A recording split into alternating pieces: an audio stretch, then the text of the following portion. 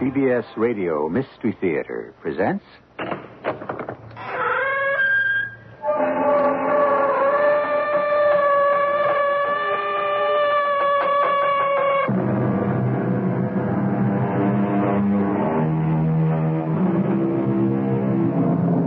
Come in. Welcome. I'm E.G. Marshall. The New International Dictionary has this to say under the heading of cat. The cat is a carnivorous mammal which has long been kept by man in a domestic state. It appears to have originated in Egypt and is probably derived from one of the wild species of North Africa known as the Kaffir cat. So much for the bare and basic facts about the cat. But before this hour has passed, you are destined to learn more. Much more. I promise you. You ever felt like you were about to go crazy? I can't say I have, Dad. What's it like? It's like standing in front of a closed door and not knowing what's on the other side. And wanting to know. And being scared to find out. Because what's on the other side can save you or kill you.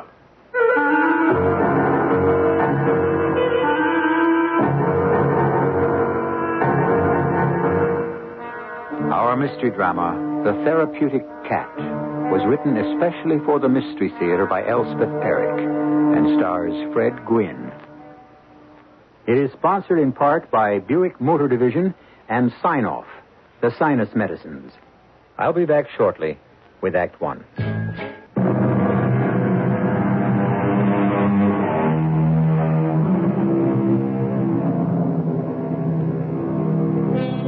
The dictionary goes on to say about the cat, most of the breeds, as the Maltese, the tortoiseshell, the tabby, etc., differ from each other only in color or other characteristics of slight importance.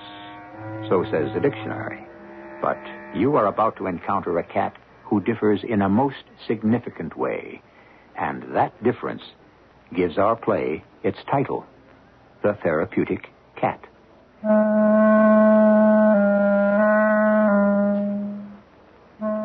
Let me tell you about myself. My name is Henry Joyce. I'm 59 and a half years old. I have a lot of money, which I accumulated by my own efforts. I live in a big old house on the edge of town. The very house I moved into after I married the mayor's daughter.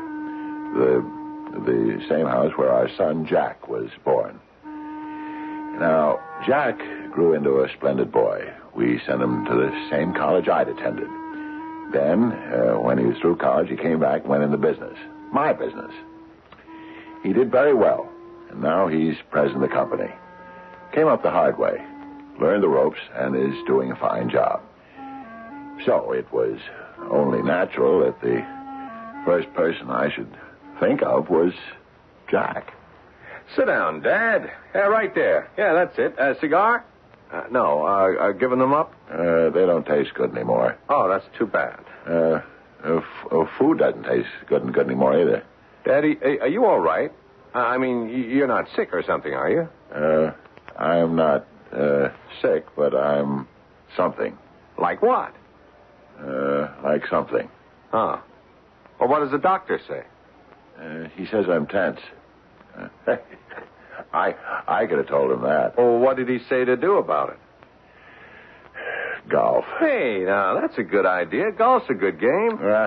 I tried it. No good, huh? Terrible. Made me tenser than I was before. Jack, you ever feel like you're going crazy? Crazy? You mean like insane, that kind of crazy? No, I can't say I have. Well, that's how I feel. Oh. You think maybe it's Mom, huh? Maybe you still miss her? Oh, no.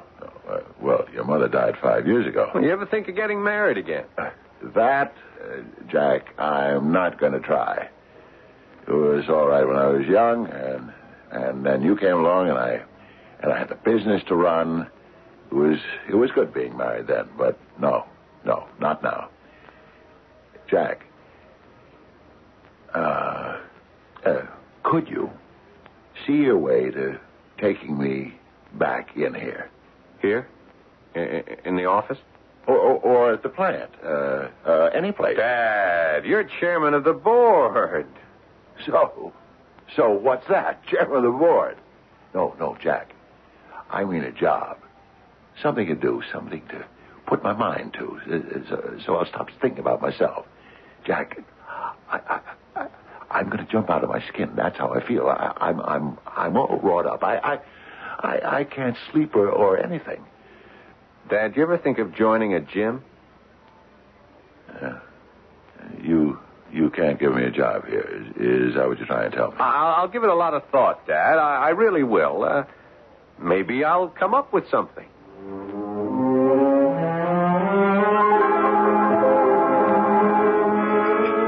Mrs. Bingham? Mrs. Bingham! Oh, yes, Mr. Joyce. Well, what's the trouble? Mrs. Bingham, these eggs are not 4 minutes. Oh, yes, they are, Mr. Joyce. I timed them. Look at that. The white's all runny. I timed them. I can't stand a runny white. Take them away. You want me to make you some new ones? Never mind. I couldn't taste them anyway. Oh. Now, Mrs. Bingham, don't cry. Please. It's nothing to cry about. Well, I know how you like your eggs, and I thought I timed them. I always time them. I don't know what went wrong. It's all right. Don't cry about it. I'm sorry. I didn't mean to lose my temper. Oh. For Pete's sake, Mrs. Bingham, don't cry. That just makes things worse. Don't you understand that? Oh, Mr. Joyce, I know you've been unhappy lately. After all, living in the same house with you, I noticed these things. Well, it's not exactly that I'm unhappy. Well, it's something. Well, that's what I told my Jack, my son. It's something, I told him. I try to read books, even the newspaper, and the words all run together. I'll get jumbled up, and the words go spinning around in my head. Oh, Mr. Joyce. Oh, Mrs. Bingham, I'm finished. I'm all washed up. Mr. Joyce, I have to tell you something. I even asked Jack for a job. That was 2 weeks ago. He said he'd try to think of something, but I knew he wouldn't. He couldn't. And he hasn't. Well, that's what I wanted to tell you. Jack's coming over here to see you. He is? He's stopping by on his way to the office. How do you know that? I called him. I was so worried, Mr. Joyce. If you called him, that doesn't mean he's found something for me to do. Well, it might. No. If that was it, he'd have called me. Well, he did say on the phone that he had something he wanted to talk to you about. He did? Yes, he did, Mr. Joyce. Said he hoped you'd be interested. Oh, there he is now.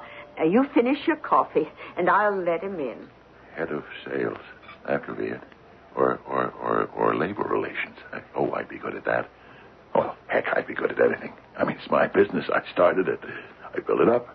Merchandising, market research. I know them all. Backwards and forwards. Hello, Dad. Gee, sorry.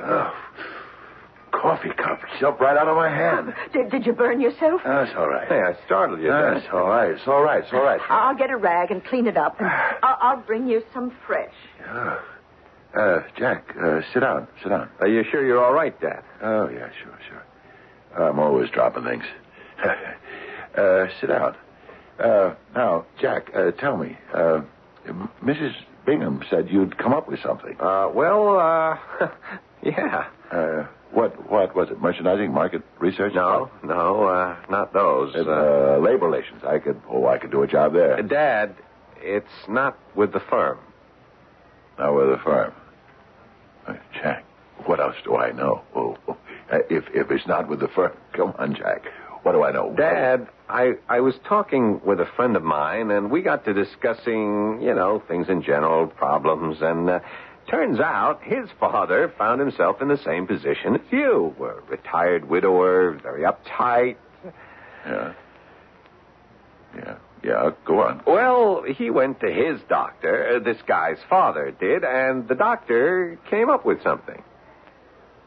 What? And it worked. Inside a month, it worked. What worked? A cat. What? A cat. Are you trying to be funny, Jack? No, honestly, Dad, he says it worked for his father, and he thinks it would work for you.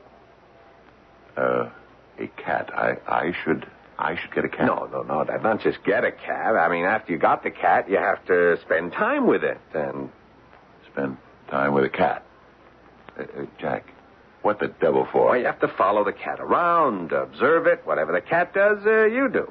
Now, the point is, Dad, the cat is the most relaxed animal in the world. And if you imitate the cat and get the hang of it, why then... Jack, get out of my house. And Dad, I thought you came here to offer me a job, a good, respectable job. Dad, I'm sorry. It's something I could sink my teeth in. There isn't anything. And you tell me to get a cat and follow it around. Jack, get out of here. Dad, I only meant that... Get out of here. Get out of here, you and your crummy ideas. Yeah, I'll call you, Dad. Don't bother, Jack. Don't call. Don't come back. Don't do anything. Just stay away and don't have any more ideas. I'm sorry, Dad. A cat. A cat. Holy Moses. My own son. A blithering idiot. I began to worry about the business and if he could run it. I waited for the business to go on the rocks and I added that to all the other terrible things I expected to happen. I started to worry about money, though I knew perfectly well I had plenty. I worried about getting to sleep, so I didn't get to sleep. I worried about eating, so I didn't eat. I worried about going mad, and the more I worried, the more convinced I was that I was not long for this world. Hello? This is Henry Joyce. Yes? What about it? Really? You mean it? Well, yeah. Send it back. I'm sorry. I'm really very sorry. Oh, you got the phone, did you, Mr. Joyce? Yeah, it was the butcher. I forgot to sign his check. Oh, well, that's easily mended. Before him, the grocer phoned. I forgot to sign his check, too. And before that, the phone company and the gas and electric. The insurance company, too. Oh, did they call up? Well, you sent them the check for the mortgage payment, and the mortgage company called and said they got the insurance check. Did I sign either of them? No, sir. And you got the date wrong. Month or year? Both. I see. Mrs. Bingham. Yes? Do you know where I could get a cat? You said a cat? Yes, a cat. Oh, well, yeah. I suppose you could go to a store, a pet shop, and buy a cat. Yeah, I suppose I could. Oh, there are lots of strays. You could adopt one. Yeah, adopt one, yeah. Or, I tell you what, my daughter Denise, she has cats. She does? Oh, lots of them. She takes them in when people don't want them anymore, or she picks them up on the street and tries to find homes for them. You think she'd let me have one? Oh, she'd let you have a dozen. Oh, no. Just one will be enough. One cat.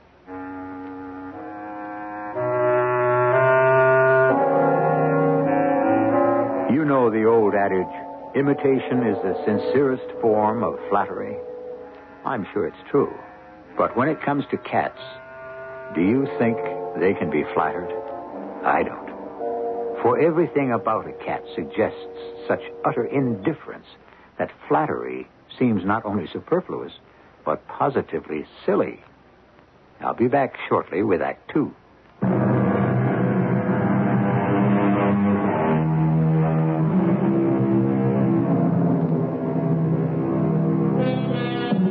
Henry Joyce, 59 and a half years old, widowered and retired, found himself on the dizzy verge of a nervous breakdown. His son, Jack, suggested that his father procure a cat to study the cat and ape its movements.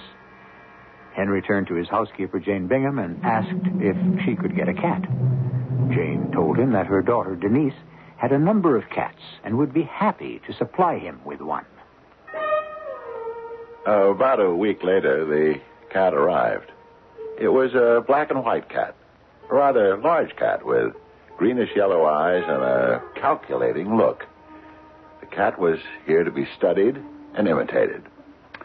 That I proceeded to do. It took me 2 weeks to master the stretch.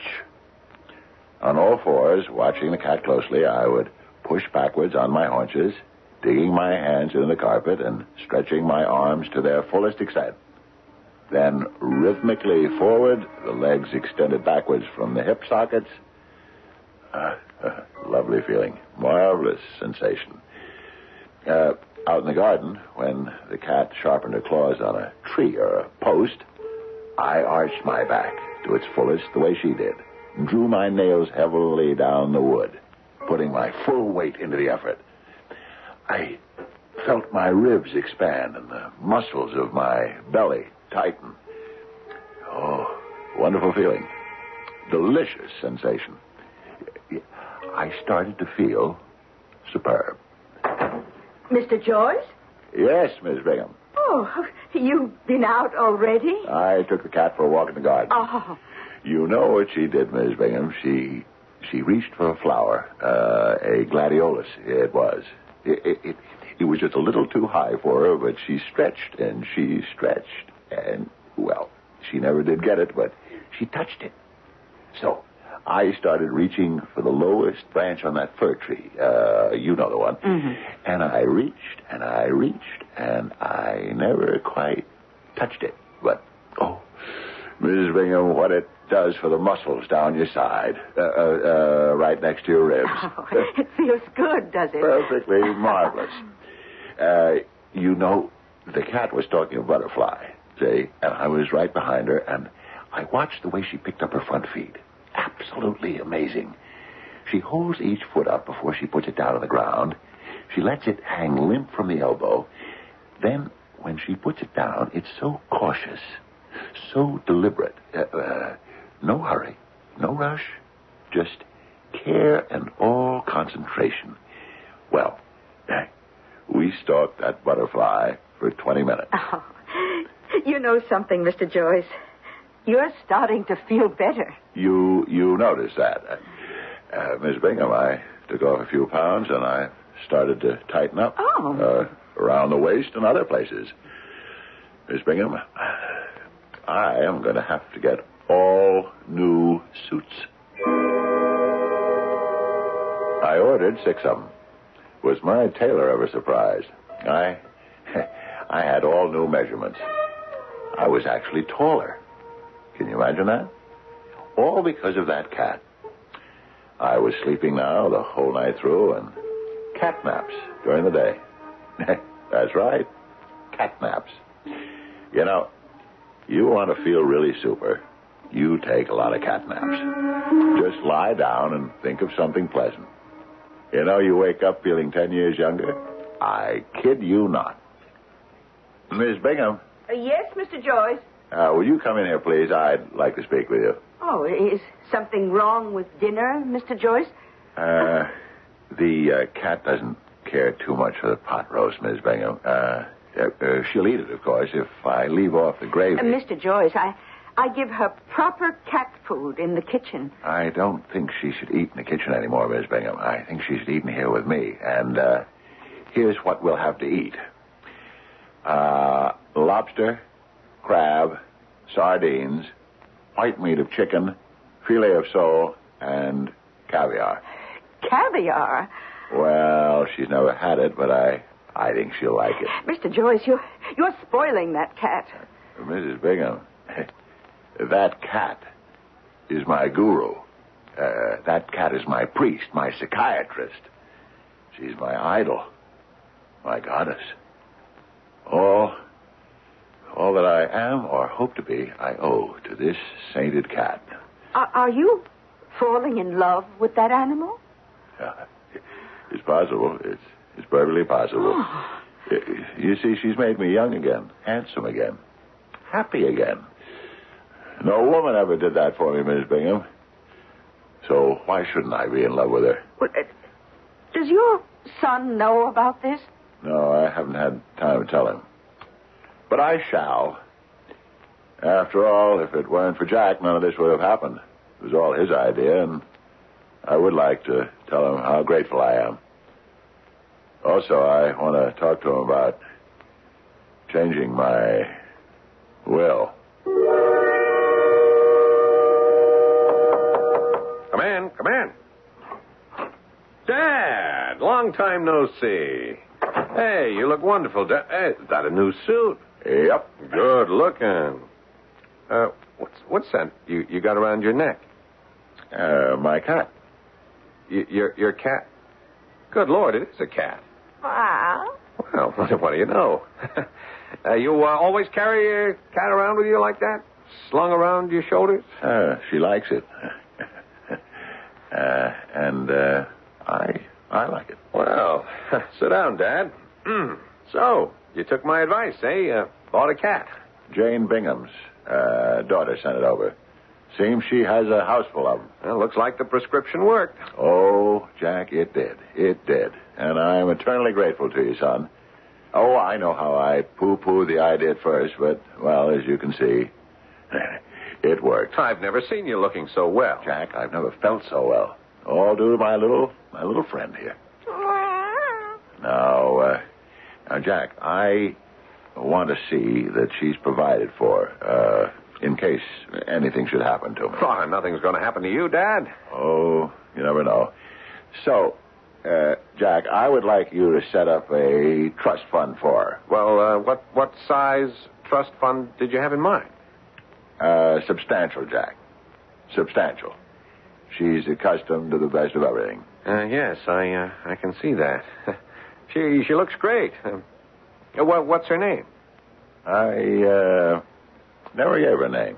Oh. It didn't seem necessary. We communicate by other means. Oh, what do you mean by that? Well, there's a spiritual affinity between my cat and me. Jack, I would like you to sign an ironclad agreement to care for this cat so long as she shall live. Will you do that? I don't know, Dad. Otherwise, Jack... maybe I'm allergic to cats. How do I know? Maybe one of the kids is allergic. Who can tell? Allergy or no, this cat has got to be taken care of. And I mean well taken care of. Will you do it? Well, I ought to talk it over with Mark. Otherwise, Jack... All right, Dad. All right, I'll do it. Thank you, Jack.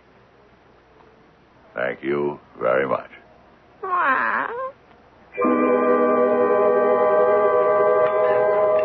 It's mackerel, darling. Don't you care for it? Oh, I know it's not Dover soap, but we had that last night. Trouble with you is you ate too much of that pâté de foie gras before dinner, didn't you now? Yes, you did. Miss Bingham, you can clear the table. Are you all finished? Both of you? Yes.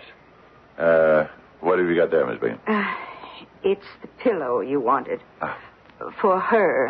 Oh, yes. Oh, I think she'll like satin, don't you? Maybe linen would have been better, but the pink satin is very nice. What do you think, my love? Oh, well, we can always change it. Just take it upstairs and put it on my bed, will you, Miss Bingham? Whereabouts, sir? Head or foot?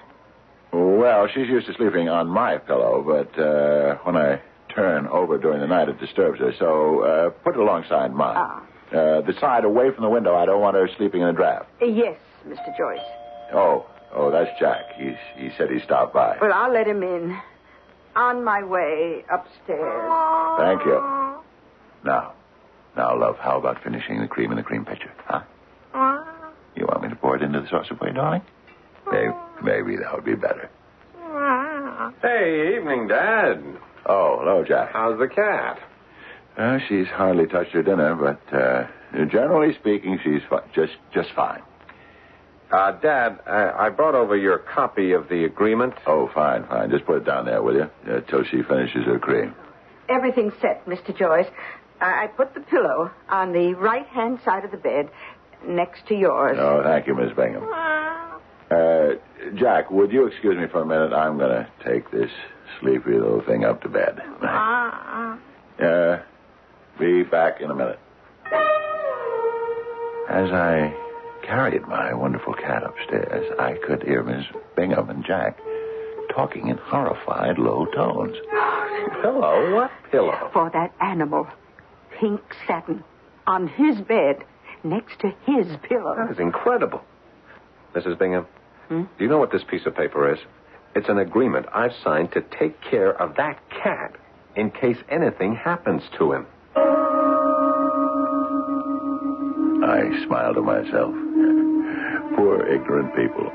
To them, a cat was just a cat. To me, a cat was, well, at least this cat was the sun and the moon and the stars. The breath of life. The joy of living. My heart was beating fast. I dared not switch on the light for fear of disturbing my sleeping angel. I felt my way to the bed and quietly put my darling down on her new pillow. Carefully, I lay down beside her. My voice was gentle when I spoke. Sleeping, my love?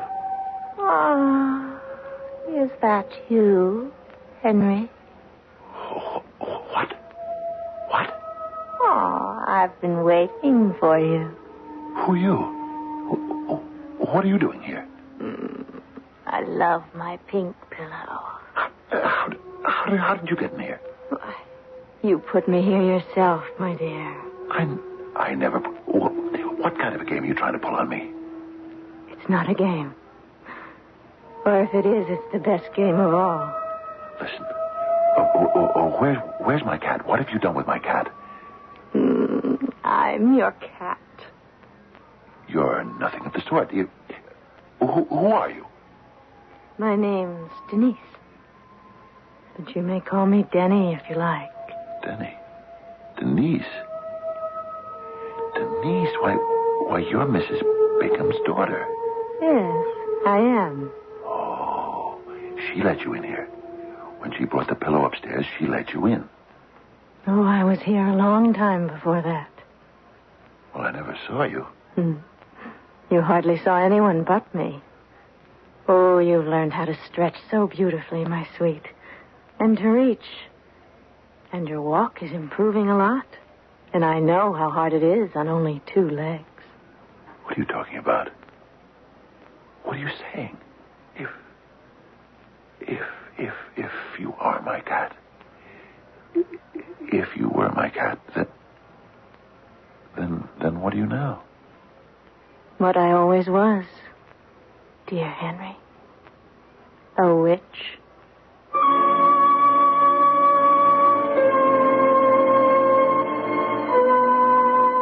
Margaret Elmore, Mother Shipton, Rachel Pinder, the Duchess of Bedford. What do all these ladies have in common? All were thought to be witches. Oh, yes, add to that list frizzle hair, finger of White John's daughter, and great blue eye from Moy. I'll be back shortly with Act 3.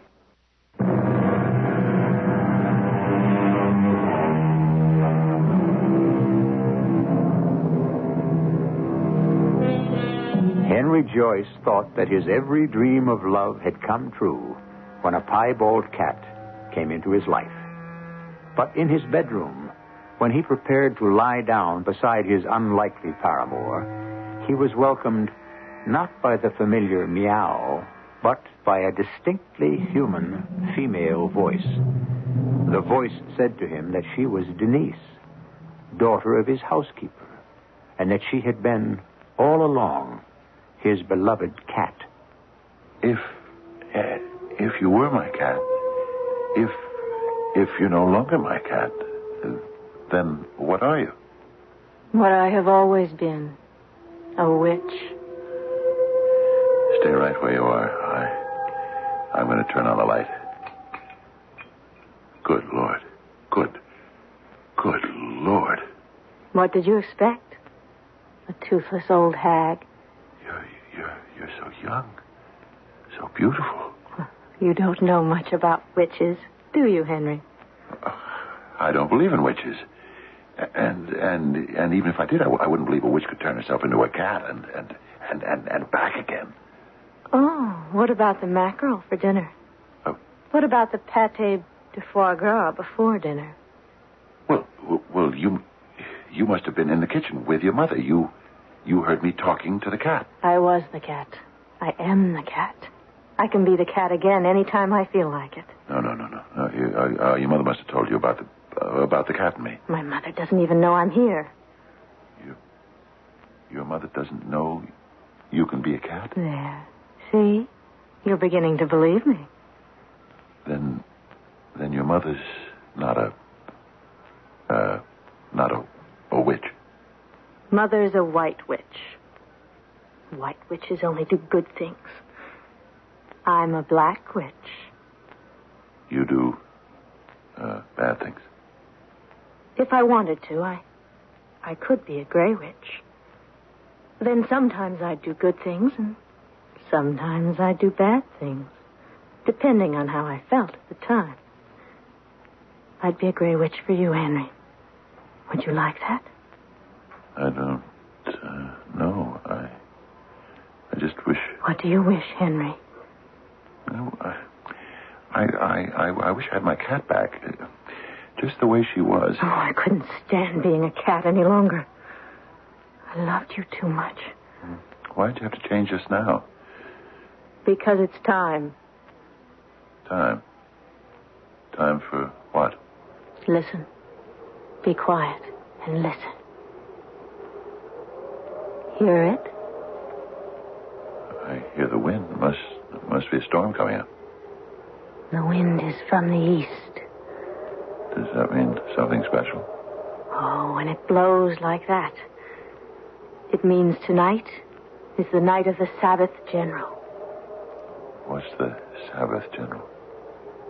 Rest your sweet head on my shoulder, and I'll tell you all about it. Comfy? On a desolate mountaintop in the center of France, witches from all over the world will meet tonight.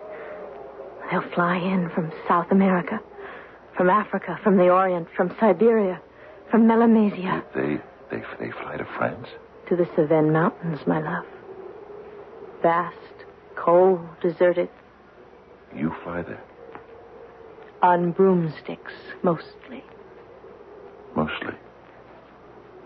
For every witch, there is a mortal man. For the dancing, you know. And after Monsieur arrives... Wait a minute. Who is Monsieur? The devil, darling. Then what? Then we all tell our tales. One at a time, we tell everything we've accomplished since the last Sabbath General. Oh, I'll have a fine old time. Telling them how I moved in here and made you fall in love with me. Oh, the devil will be so pleased. You will? I don't think I'll tell him that I fell in love with you. Oh, I don't think that would please him at all. I think it would make him very angry. After you've told your tales, then you dance. Oh, but first comes the ceremony. But I can't tell you about it. Would you like to see it for yourself, Henry? Me? It's no trouble at all. For every witch, there is one mortal man. Well, I don't know. This has all been quite a shock. I have to think. I need to be alone, Denny. All right. I'll go downstairs and talk to Mother. But don't take too long to decide. The wind is rising.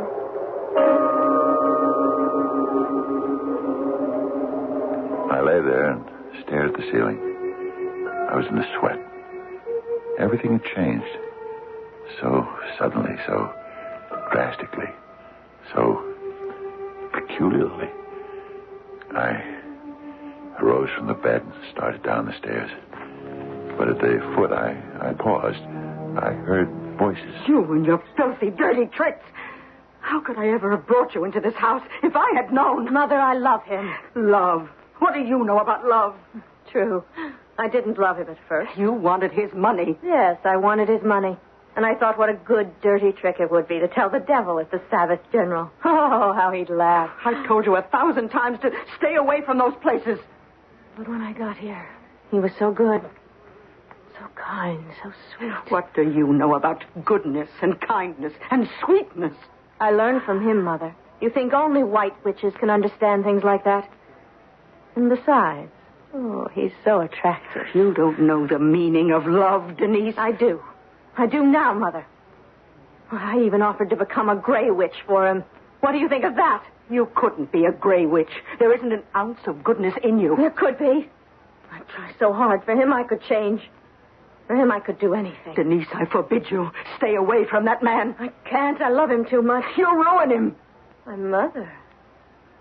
Mother, you're in love with him yourself. You're an impertinent young woman. Of course. Why didn't I see it before?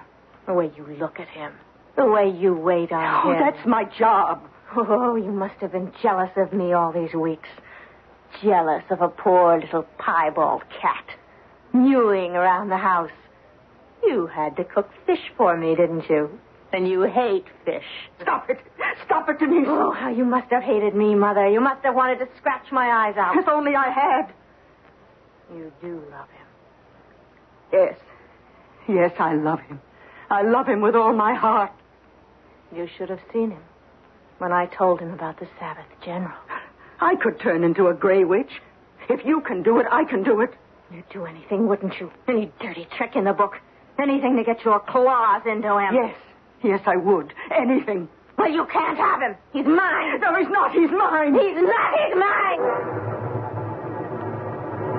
I was appalled. Well, absolutely appalled. Standing there in the hallway, clutching the pink pillow in my arms, I thought of rushing in and trying to stop them, for I was afraid they might harm each other. But I'd never heard such ferocity before. But then, of course, I'd never heard two witches talking before, and frankly, I was not sure of what they might do to me. In my confusion and my bewilderment, I reached for the telephone and called my son at his home. I told him it was imperative that I see him right away, and he said to come right over. Oh, come in, Dad. Oh, thank you, son. Where's your cat? What? You always wear your cat around your neck. There's no more cat, Jack. Something happened to the cat? Jack, the cat is Mrs. Bingham's daughter. How's that? She's a witch. Come on into the living room, Dad. I'll get you a brandy. There, now, you just sit down there. You know, when you were at the house, you brought that paper over. Yeah? And I went upstairs. Well, Jack, there was a woman in my bed. No cat. A young woman. Here's your brandy, Dan. I guess you're surprised to hear this. I know I was surprised. I can imagine. Jack, it seems that all along, my cat was Denise Bingham. Denny for short. Jack, you remember I told you the cat came from Mrs. Bingham's daughter's house originally? Drink your brandy, Dad. Well, at first, I didn't believe her when she said she was a witch and could turn herself into a cat and back again. But, you know, then I started to listen to her, and she has a lovely voice. And it all started to sound somehow credible. Mm-hmm. Denise says she could make me a wizard. You see, for every witch, there's a mortal man. She could take me, Jack, with her to the Sabbath General.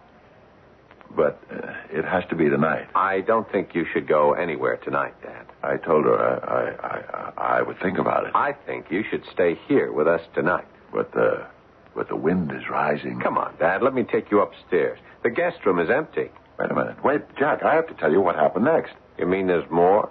Denise went downstairs to talk to her mother. Her mother's a white witch, by the way. Uh-huh. And after a while, I went downstairs, too. Jack, I heard them talking, arguing, fighting.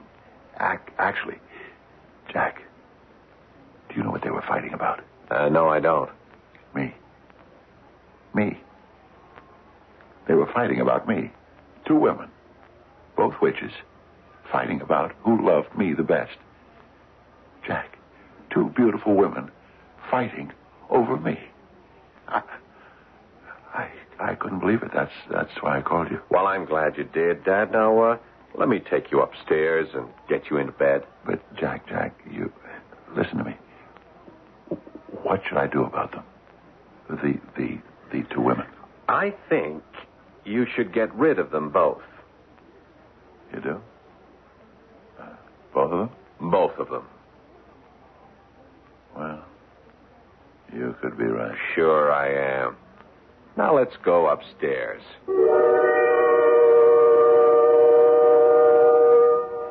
I lay in bed and I wondered. It would have been nice to go to the Sabbath General, but just before I dropped off to sleep, I remember thinking, maybe I'll get married again. But then I thought, before I do anything, I'll get me another cat.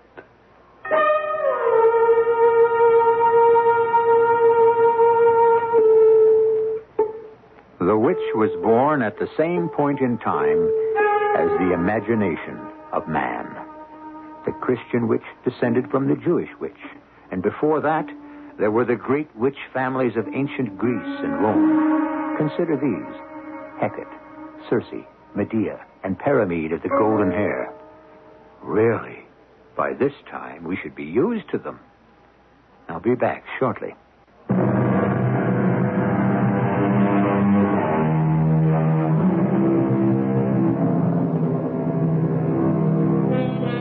Can your cat shed her feline shape at will and become a witch? There's no use asking her. She won't tell you. But if I were you, I'd watch her very, very carefully, particularly on nights when the wind is rising in the east. Our cast included Fred Gwynne, Paul Hecht, Bryna Rayburn, and Jada Rowland. The entire production was under the direction of Himan Brown. This is E.G. Marshall inviting you to return to our Mystery Theater for another adventure in the macabre. Until next time, pleasant dreams.